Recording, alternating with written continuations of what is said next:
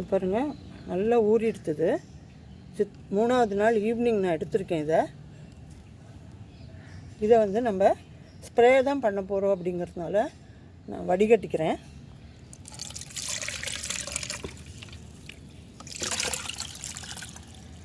இது நல்ல வாசனையாக இருக்குது. இந்த வினிகரோட ஸ்மெல்லும் இந்த எலுமிச்சம்பழ தோலோட அசிடிட்டி ஸ்மெல் எல்லாம் சேர்ந்து இந்த ஃபீரோமோன்ஸ் அப்படிங்கிற அந்த சென்ட்டை வந்து பிரேக் பண்ணிடுறதுனால அந்த எறும்புகளுக்கு வந்து போகிற வழி தெரியாமல் எல்லாமே வேறு இடங்களுக்கு போயிடும். நம்ம அடித்த இடத்துலலாம் ஒன்று கூட வராது. ஸோ இது ஸ்ப்ரே பண்ணுறது ரொம்ப முக்கியம்.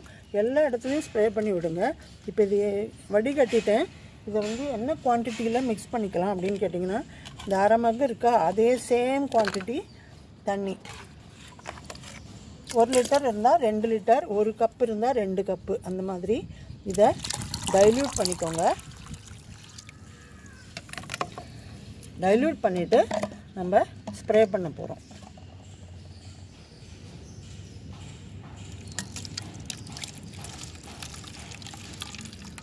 நான் இந்த பாட்டிலில் வந்து ஸ்ப்ரேயராக யூஸ் பண்ணிக்கிறேன். இப்போது நான் ஸ்ப்ரேயர்லேயும் ஊற்றி வச்சுருக்கேன். பட் உங்களுக்கு ஊற்றி காமிக்கணுன்றதுனால இந்த பாட்டில் தான் எனக்கு சௌரியம்.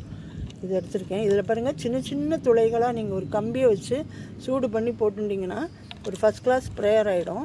நீங்கள் அதுக்குன்னு ஸ்ப்ரேயர் வாங்கணுங்கிறது இல்லை. எல்லாத்தையுமே இதில் ஸ்ப்ரே பண்ணலாம். சின்ன துளைங்கிறதுனால நிச்சயமாக நல்லா வடிகட்டிட்டு தான் நம்ம யூஸ் பண்ண முடியும்.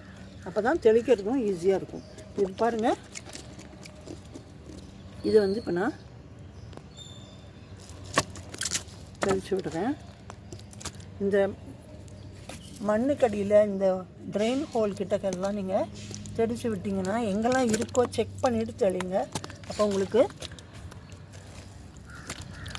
எறும்பு இந்த மாதிரி தண்டு பகுதியிலலாம் கூட வரும்.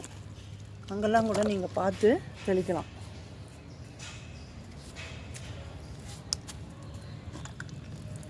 நீங்கள்லாம் இப்படி தெளித்து விட்ருங்க. 2 நாள் 3 நாள் தொடர்ந்து பண்ணினீங்கன்னா இது வந்து போயிடும். இப்போ மாவு பூச்சி எஃபிட்ஸ் எல்லாம் இருந்ததுன்னா செடிகளில் எறும்பு இருக்கும். அதுக்கும் நீங்கள் இதை ஸ்ப்ரே பண்ணி விடலாம். அப்போவும் உங்களுக்கு எறும்பு போயிடும்.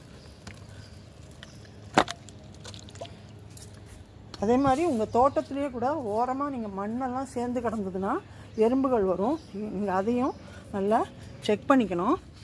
அந்த மாதிரி இடத்துல நல்லா கான்சன்ட்ரேட்டடாகவே நீங்கள் அடித்து விடலாம். இது வந்து இந்த சொல்யூஷன் வந்து செடிகளுக்கு எந்த பாதிப்பும் கிடையாது. ஆனால் எறும்புகள் வந்து போயிடும்.